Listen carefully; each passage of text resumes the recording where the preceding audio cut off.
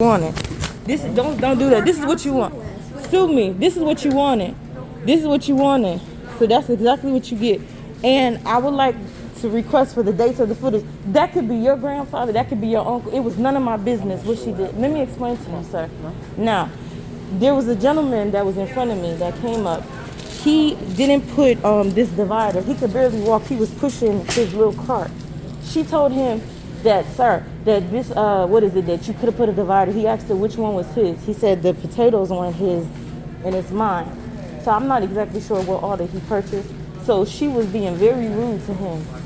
Very, very rude to him. I didn't say anything. It was none of my business. It was none of my business. I didn't say anything to him. It was none of my business. Then he was telling her that he didn't know that he couldn't move up closely to get the stuff out of the car. So then, you know how you're in line and you use eyes to communicate with somebody? He looked at me and I was just like, so then what she now said, she kept going on. So that's when I now opened up and I said, okay, you don't have to be talking to him like that. Enough is enough. That's enough. That I know this is. And she said, now you could have put a divider. If you know too much, you could have put a divider. But you see, it doesn't. Simple, sir. This is not yours. Fine, simple. But you don't attack somebody. There's a lot of people that's not going to take that. If it was your grandfather, if it was your dad, an elderly man, you would not allow someone to talk to him the way that she did. That is the only reason why I intervened. After a while, I didn't say anything. And you hear her, she keeps saying common sense.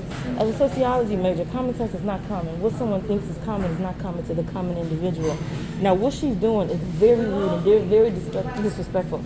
I told her about what she did, and she kept going on the turn back and forth where we had like a back and forth altercation going back into this security guard stepped in. I know that, it's not good to be arguing back and forth, but at the same time, a lot of stuff happens, and it's good when someone speaks up and says something. This, at the end of the day, this is a corporate environment. The only reason why I brought my phone is to make her stop talking. Because she keeps going back and forth. And she told me if I don't want to, I told her if she doesn't want to work here, she doesn't have to work here. She said if I don't want to shop here, I don't have to shop here. And all I did was intervene with her being rude to a customer. Now, she doesn't know where I work or if I'm a secret shopper. She has no idea. And that is, if that customer requests for anything, this is a big deal. How she's trying to downplay it like it's not a big deal. And this is what I get for not minding my business, but at the same time, I don't regret it because you would not accept it if you heard that. She's saying maybe I could want to purchase these items. She's not, and she doesn't have to. No, what I'm saying is she doesn't represent Aldis. I know it's a job to her, doesn't mean anything. She is not a representation of Aldis. So me buying this has nothing to do with her. All I did was intervene to what she did with the customer. So I want to purchase. I never said I didn't want to purchase, but she needs to. Okay, no, it doesn't matter. I just have to check her and tell her that what she did was rude and wrong, and you don't talk to people like that.